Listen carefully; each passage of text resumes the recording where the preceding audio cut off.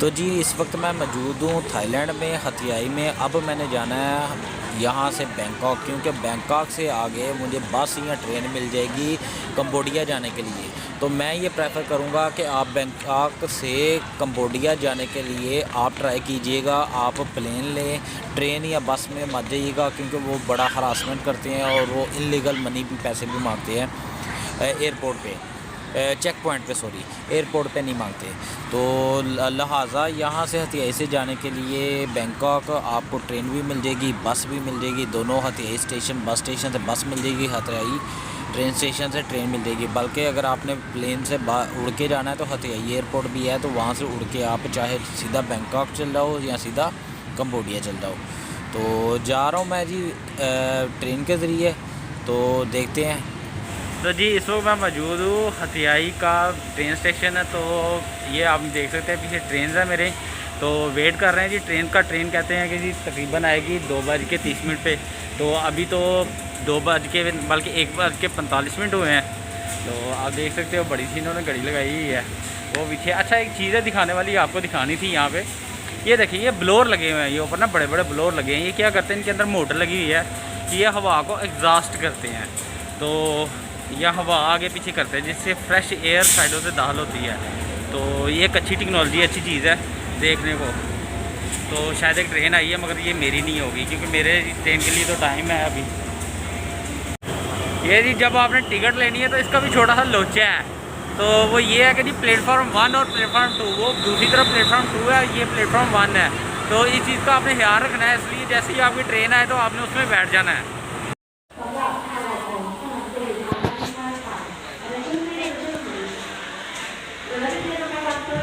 Train चल पड़ी है, अब जा रहे हैं हथियाई से बैंकॉक की तरफ, यानी कि थाईलैंड हथियाई से ट्रेन के स्टेशन से बैंकॉक जाऊंगा, फिर बैंकॉक से आगे कंबोडिया जाऊंगा। तो मैं कोशिश कर रहा हूं कि कंबोडिया के लिए ट्रेन की बजाय प्लेन यानी कि जहाज़ से मैं जाऊं।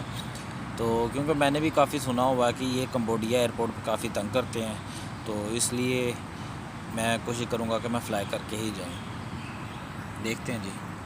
ये है जी बैंकॉक थाईलैंड। तो जो मैं पहले हथियाई में था वो तो बिल्कुल ऐसे जैसे गांव था, तो ये बड़ा लेटेस्ट एडवांस भी है बैंकॉक जो है थाईलैंड में। तो यहाँ से मेरे ख्याल में जाना कोई मुश्किल नहीं है तो दूसरे किसी कंट्रीज़ में, क्योंकि ट्रेन्स ऑलरेडी अवेलेबल हैं। यहाँ से अगर आप लाओस भी जाते हो उसके लिए ट्रेन्स भी अवेलेबल हैं, बस भी अवेलेबल है। अगर आप यहाँ से कंबोडिया भी जाते हो तो यहाँ से ट्रेन्स भी मिल जाएंगी, बस भी मिल जाएंगी। और तीसरा, दोनों के लिए चॉइसेस हैं। इंटरनेशनल एयरपोर्ट्स भी यहाँ पे मौजूद है बैंकॉक में 2। स्टेशन की ये भी निशानी है कि यहाँ पे स्टेशन ख़त्म हो जाता है, इससे आगे स्टेशन नहीं है। ये देखिए ज़रा, ट्रेन मेरी इस तरफ खड़ी हुई है, तो ये आगे स्टेशन ख़त्म हो जाता है। जब ये स्टेशन ख़त्म हो जाए तो समझ लें आप बैंकॉक आ गए हुए। जैसे मैं यहाँ पे बैंकॉक ट्रेन स्टेशन पे आया तो फिर मैंने यहाँ से टैक्सी बुक करवाई। टैक्सी नहीं कह सकते आप इसे, बाइक कह सकते हैं। मैंने बाइक बुक करवाई ग्रैब के ज़रिए। मैंने आपको बताया था ग्रैब या बोल्ट इस्तेमाल करो यहाँ पे। बोल्ट से अगर आप इस्तेमाल करते तो उसमें प्राइजेज़ मज़ीद कम है, तो ग्रैब से थोड़े प्राइजेज़ ज़्यादा, मगर सारे प्लेसेस या सारे एरिया पे बोल्ट काम नहीं करती। जिन एरिया में बोल्ट काम नहीं करती उन एरिया के लिए आपको ग्रैब ही अप्लाई करनी पड़ती है, ग्रैब यूज़ करनी पड़ती है। तो वो ग्रैब वाला आ गया जी, वो इलेक्ट्रिक बाइक थी, उसके ऊपर बैठ के चले गए हम दोनों। तो ये मुझे होटल छोड़ने जा रहा है। यही ग्रैब वाला था जो अपना हेलमेट भी भूल गया था और मुझे गलत लोकेशन पे भी छोड़ गया था। तो पिछली वीडियो में भी मैंने दिखाया था। तो जी ये होटल है, मैं पहुंच चुका हूँ, शुक्र अल्हम्दुलिल्लाह। बहुत ही प्यारा होटल है। तो ये है कि बड़ी प्यारी फिनिशिंग की हुई है, बड़ा रख रखाव है इनका, तो बड़ा अच्छा लग रहा है यहाँ पे आके। ये होटल था, ये मिला है हमें 25 रिंगिट का, और ये एयरपोर्ट के बिल्कुल करीब है। तो यहाँ पे रात स्पेंड करूँगा, सुबह एयरपोर्ट पे चल जाऊँगा, फिर कंबोडिया के लिए फ़्लाई कर लूँगा। रात के 4:30 हुए हैं, तो हम जा रहे हैं एयरपोर्ट की तरफ। आया हूँ एयरपोर्ट पे तो कंबोडिया के जाने के लिए। तो अभी मेरी चेक इन खुली नहीं है, ओपन नहीं हुई। तो F&G ये 2 एयरपोर्ट है, 2 पॉइंट है, वहाँ पे जाके तो मैंने टिकट बनवानी है, तो क्लियर करवाना है अपना। तो जस्ट वेट कर रहा हूँ। Check in on the back click करेंगे। तो जी ये है थाईलैंड का एयरपोर्ट, जिसमें इमिग्रेशन क्लियर करने के बाद आप इस तरह के सेटअप के आगे आ जाओगे। तो रात बिल्कुल सोए नहीं सही तरह से, तो सुबह उठा था स्टडी हो रही थी। तो तकरीबन इस वक्त टाइम है जी थाईलैंड का है, थाईलैंड का 6:21, मलेशिया का 7:21 और पाकिस्तान का 4:21। तो ये टाइम चल रहा है। तो लेट्स सी, देखते हैं। और इंडिया का शायद इंडिया का भी यही टाइम है और बांग्लादेश का भी शायद यही टाइम है। तो जाते हैं जी, नेक्स्ट प्रोसेस इनका वो वेटिंग हॉल में जाना है, जाके सिर्फ वेट करना है उसका फ़्लाइट का। तो जैसे फ़्लाइट का वेट कर लेंगे तो उसके बाद प्रोसेस है नेक्स्ट फ्लाई करने का। तो फ्लाई करने का इसका कंबोडिया की तरफ।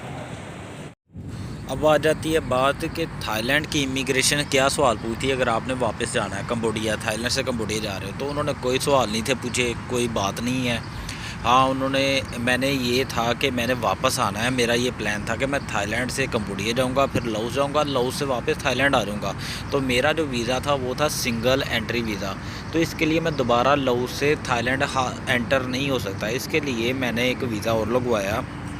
वो एयरपोर्ट के ऊपर ही काउंटर होता है, उसके ऊपर लिखा होता है री एंट्री परमिट या री एंट्री वीज़ा।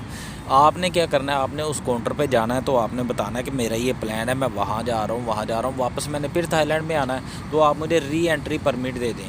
तो वो आपसे री एंट्री परमिट जो है ना वो आपको लगा देंगे। री एंट्री परमिट के लिए क्या है, डिमांड्स क्या हैं, क्या प्रोसेस है, इसको मैं डिस्कस करूँगा थोड़ा। ये है थोड़ा तफसील तलब मामला है। तो ये जैसे कंप्लीट होता है तो कंबोडिया में मैं लैंड करता हूँ, तो ये मैं इसके ऊपर आपको प्रॉपर डिटेल ही बता देता हूँ। तो जी यहाँ से कंप्लीट हो गया था थाईलैंड की इमिग्रेशन। उसके बाद वेट किया वेटिंग हॉल में, तो उसके बाद मेरी फ़्लाइट आ गई थी। तो ये आप देख सकते हो कि ये थाईलैंड के ऊपर से मैं जा रहा हूँ, ये थाईलैंड है। तो इसके बाद मैं जाऊँगा कंबोडिया में। कंबोडिया का जो दारे हुकूमत है, या इसको कैपिटल कह लें, उसका कैपिटल है, मेन जो सिटी है वो है प्नोम पेन। तो प्नोम पेन में मैं जाऊंगा, ये मेरी फ़्लाइट वहाँ की है। तो ये बड़ी सस्ती मुझे फ़्लाइट मिल गई थी, तकरीबन 265 रिंगिट में, मलेशियन रिंगिट में। तो आप इसे ट्रांसफ़र कर लीजिएगा अपनी करेंसी में। तो ये फ़्लाइट इतने की मिलती है, 300 रिंगिट, 265, 270, 280 इतने की ही मिलती है, मैक्सिमम 325 हो जाएगी। तो बड़ी सस्ती फ़्लाइट मिलती है। अगर आपने बैंकॉक से कंबोडिया जाना है तो मैं यही प्रेफर करूँगा कि आप फ्लाई करके जाओ। आप बिल्कुल वहीं से लैंड से ना जाना, बड़ा हरासमेंट करते हैं, बहुत ज़्यादा परेशान करते हैं, पैसे डिमांड्स करते हैं। तो ये नहीं है, वो नहीं है। तो ज़्यादातर लोगों ने पैसे दे के ही एंट्री की है, एंट्री मिल जाती है, ये नहीं कि एंट्री नहीं देते, एंट्री दे देते हैं। तो कुछ लोगों को तो ऐसा भी हुआ है, वो कहते हैं जी शो मनी दिखाओ, कितनी है जी शो मनी दिखाओ, $2000 तो $2000 बड़ी अमाउंट है। तो कौन कैसे दिखाए और कौन से रूल के मुताबिक, कौन से लॉ के मुताबिक ये कहते हैं। तो ख़ास तौर पे इनको ये मसला बनता है इंडियंस, पाकिस्तान और बांग्लादेश वगैरह को, छोटे कंट्रीज़ वगैरह के साथ। बाकी जो है एयरपोर्ट पे उन्होंने मुझे एक कार्ड दिया हुआ था। ये इस कार्ड के मतलब मैंने आपको उस वीडियो में बता दिया हुआ है कि how to clear immigration of Cambodia. तो ये इस कार्ड को फिल कर लीजिएगा जहाज़ में ही। तो कार्ड फिल करके तो आप वहाँ पे जाइएगा, तो उसको कुछ भी नहीं है, क्लियर कर देंगे, कोई मसला नहीं है। उसको क्लियर कैसे करना है इमिग्रेशन को मैंने दूसरी वीडियो में बता दिया हुआ है। तो इसको देखते हैं जी आगे क्या होता है, प्रोसेस क्या है कंबोडिया का। तो कंबोडिया के ऊपर मैंने अलग से वीडियोस बनाई हुई हैं।